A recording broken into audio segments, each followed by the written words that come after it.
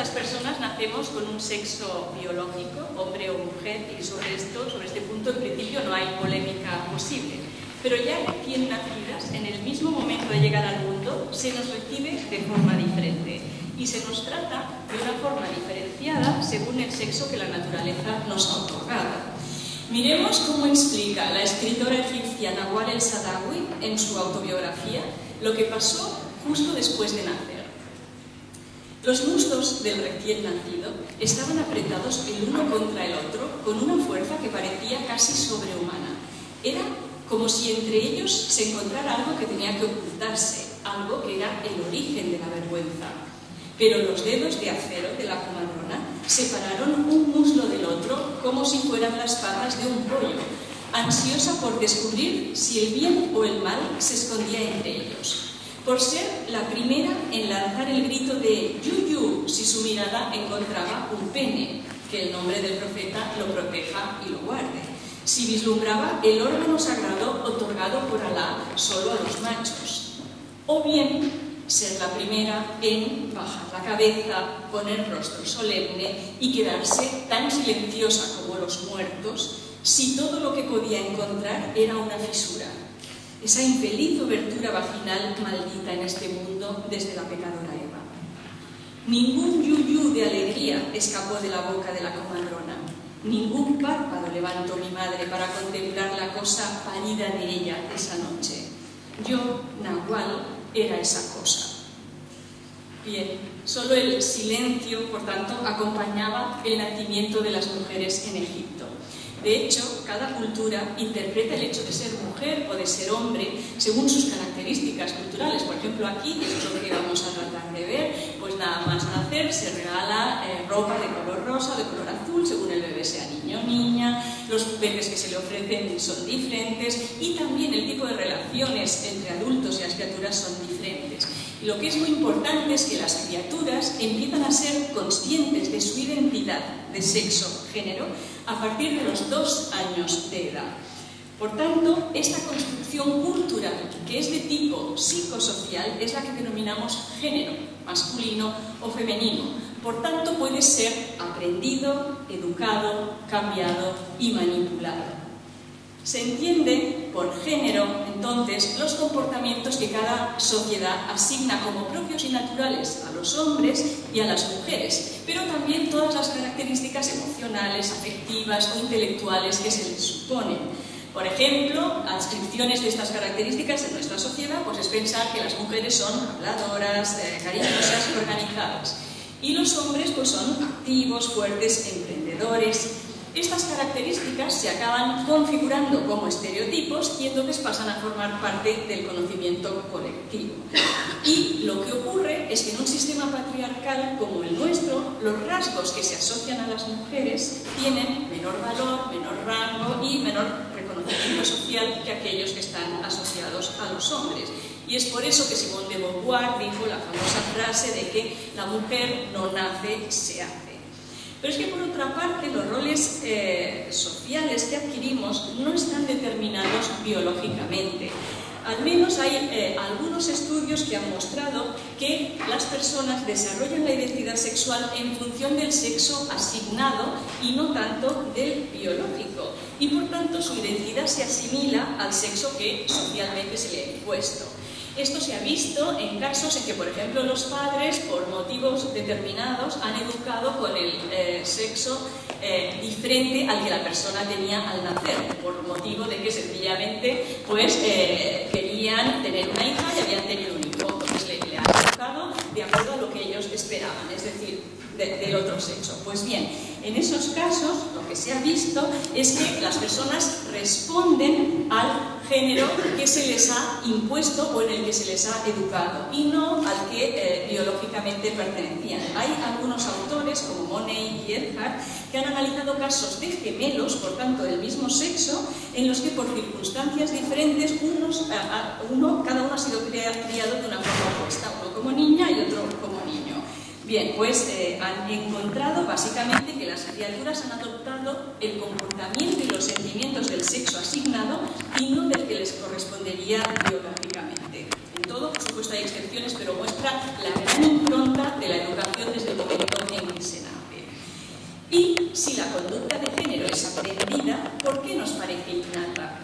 Pues porque, tal como explica Victoria Sau, la estructura de los géneros ha permanecido invariable tanto en el tiempo como en el espacio a lo largo de siglos y siglos. Y cuando un fenómeno sucede durante años y años, incluso siglos, las personas tendemos a pensar que se trata de un fenómeno natural. Pero no es así. Por el contrario, nuestro sistema educativo y socializador está jugando un papel determinante. Y si no, mirad estas fotos, que corresponden a la socialización diferencial. Esto, como veis, es un pasillo de supermercado que está indicando claramente que este es el espacio de las niñas. No solo por el color rosa que está mostrando, sino por el tipo de juguetes que son todas las Barbies y todo lo relacionado con este tipo que se entiende. Y en cambio, mirad el pasillo de los niños, el pasillo masculino. Esto pasa en cualquier supermercado. Podéis irlo a ver, no es del pasado. Veis cómo el tipo de juguetes son completamente diferentes, el color es completamente diferente y por tanto los niños y las niñas saben ya cada uno desde el principio a dónde se tienen que dirigir. Y por tanto, ayer Marina Subirats decía que ella no creía en la espontaneidad. Está claro que esto está ayudando a la espontaneidad. Que no es tal, por supuesto. Mirad los modelos que reciben las niñas. Mirad cómo las niñas se encargan fundamentalmente de los juguetes que tienen que ver con, en este caso es una cocinita, y sin embargo, si hablamos de ciencia, encontramos los juguetes donde están todos los niños. Hace unos meses yo me volví loca, literalmente, buscando un juguete científico en el que apareciera una niña en la portada, porque se lo quería regalar a una niña que creo que tiene muchas capacidades. No pude encontrar ninguno. O bien no aparece nadie, o bien aparecen niños. No hay niñas relacionadas con la ciencia. Espero que haya cambiado en estos 4 meses y haya aparecido al menos una, pero no estoy segura.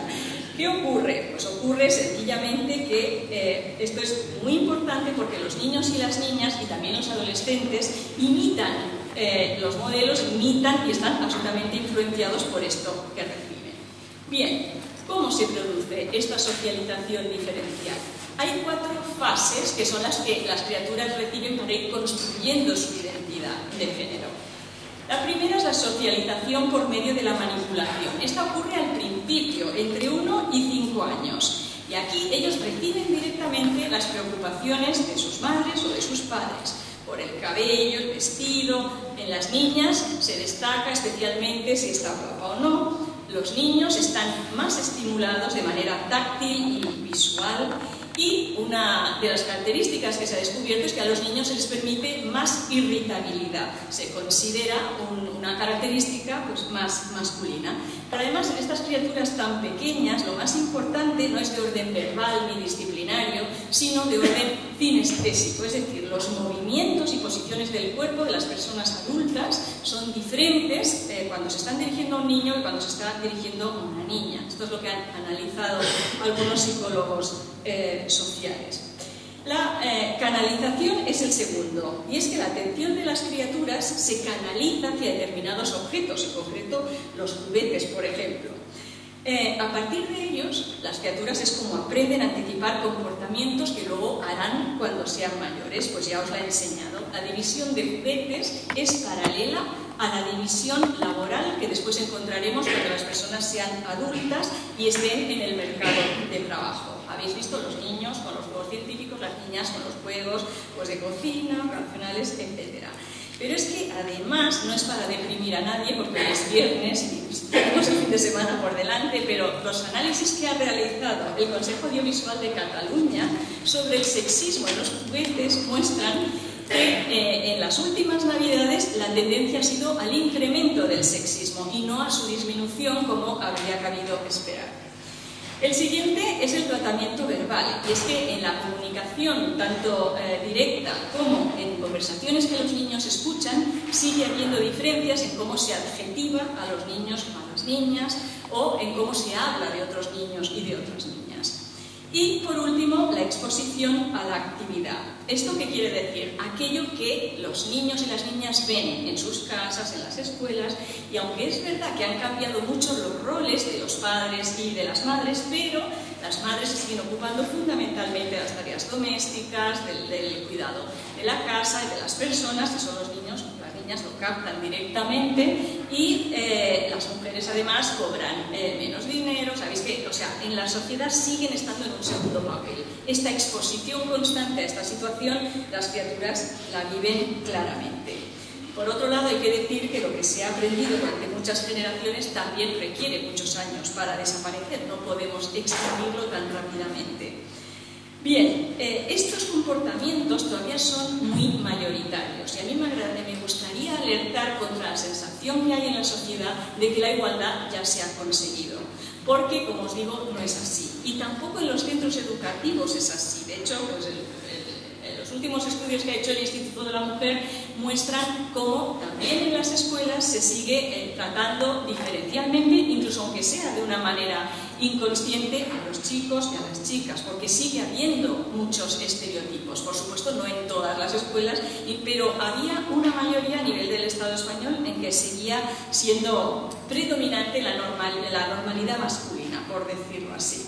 Igual en los hogares, igual en la sociedad, es que es el reflejo general de lo que vivimos. Mirad cómo se ven a sí mismas un grupo de estudiantes de psicología. Por tanto, no estamos hablando de niños y niñas, sino ya de jóvenes que ya han pasado la adolescencia y que se les pregunta cómo definen ellas su identidad. Pues bueno, mirad, sincera, desordenada, cariñosa, perfeccionista, alegre, empática, sensible, insegura, amiga, responsable, simpática, comprensiva, tímida. Bueno, estas son algunas de las características. Claro, son características positivas. Ayer Marina Subirats decía, tenemos que poner en valor las características que dicen las mujeres. Y es verdad. Pero de todas maneras yo echo de menos que aparezcan algunos adjetivos, como por ejemplo, valiente, inconformista, rebelde, emprendedora, líder, segura de sí misma. Estos adjetivos que aparecen cuando en los estudios de psicología hacemos jóvenes chicos, no aparecen cuando hay jóvenes chicas, porque la empatía, la sensibilidad, pues la inseguridad, fijaos qué grande está para ser un grupo de personas que están, como digo, en segundo de psicología, por tanto no son criaturas. Bien, esto es la educación diferencial, no es que ellas hayan nacido así. Bien, esta educación diferencial, ¿a dónde nos conduce? Voy a ir muy rápida porque tengo muy poco tiempo, pero nos conduce a una segregación horizontal en el trabajo, que significa que las mujeres se concentran en algunas profesiones y hay muy pocas en otras, y normalmente las que se concentran son las menos valoradas. Por otra parte, la brecha salarial que sigue llegando en nuestro país hasta un 30% en contra de las mujeres. Por eso, el 22 de febrero se ha instituido como el Día del Igual Pago entre hombres, Equal Pay, para hombres y mujeres. Por otra parte, si tenemos menos sueldo, más contratos temporales, menos prestigio y valoración, las mujeres acaban siendo más pobres. Y la feminización de la pobreza es un tema clave, porque 8 de cada 10 pobres que hay en el mundo son mujeres. La segregación vertical nos lleva a ver que hay muy pocas mujeres en puestos de dirección. De hecho, hay máximo un 10% en estos momentos. Y por último, pero no por ello menos grave, la violencia de género que lógicamente responde a la menor valoración de las mujeres, al menor prestigio y a su falta de poder. Por tanto, la equiparación de los sexos en el ámbito familiar y en el ámbito educativo es la única política de prevención posible contra todos estos temas. Pero mirad cómo estamos en estos momentos. Banco Santander. Bueno, podemos distinguir efectivamente dos mujeres, pero mayoría abrumadora. La Caixa, aquí directamente ya no hay ninguna mujer. Estamos hablando, por supuesto, de los ámbitos directivos. Telefónica, ninguna. Segur, aquí encontramos una y de hecho la vemos subida en la tarima. Ya veis que es una minoría aplastante. Mafre, esta es realmente una imagen absolutamente patriarcal, pero además un hermoso... el árbol en el que está, no hay ninguna mujer. Y me podríais decir, no, pero en el ámbito político es diferente. Pues mirad el Consejo de Europa a ver cuántas mujeres podemos distinguir. Bien. ¿Qué ocurre? Estas son las consecuencias de la educación diferencial, pero la literatura infantil y juvenil también está influyendo con sus adaptaciones actuales. Mirad, si no, los cuentos infantiles. Yo realicé una pequeña investigación sobre 50 de los cuentos de los hermanos Grimm adaptados actualmente. Bueno, no os la voy a contar, pero en 50 cuentos solo en 11 había mujeres como protagonistas. Las madres prácticamente no aparecían, es una figura inexistente. Y imaginaos, pues por ejemplo, la Bella Durmiente. Comparemos los modelos de la Bella Durmiente y su príncipe. Ella, dormida durante más de 100 años, ya lo sabéis, esperando al hombre que la salve. El príncipe, por el contrario, recorre el mundo buscando a su amada, atraviesa selvas, lagos, ríos, sube montañas, desciende a valles, supera imprevistos y conflictos, hasta que finalmente, tras ímprobos esfuerzos, encuentra lo que estaba buscando y además le concede la vida. Bueno, ¿qué rol nos parece más adecuado para construir una propia vida con autoestima y con fuerzas para luchar por la propia libertad? Bien, estas son las otras protagonistas para que os hagáis una idea. También en las revistas femeninas, que tenéis aquí, las de este mes, encontramos que sigue siendo para las mujeres la pareja el centro fundamental, cómo gustarle a él, cómo vestirme para gustarle, cómo mantener nuestra relación y, por supuesto, la perfección estética, llegando hasta puntos imposibles, como aquí, que Ralph Lauren ha reconocido que era Photoshop, porque esta mujer que veis aquí no existe, se estaría muriendo. Es decir, que en realidad se ha hecho con Photoshop. Imaginaos, por tanto, me quedo y ya para acabar me voy a centrar en las relaciones afectivas, el amor romántico, porque tampoco se ven exentas de esto. Mirad a ver si alguien reconoce esta frase que es con la que empieza la saga de novelas y películas más de moda en nuestro país. Nunca me había detenido a pensar en cómo iba a morir. Seguramente morir en lugar de otra persona, alguien a quien se ama, era una buena forma de acabar.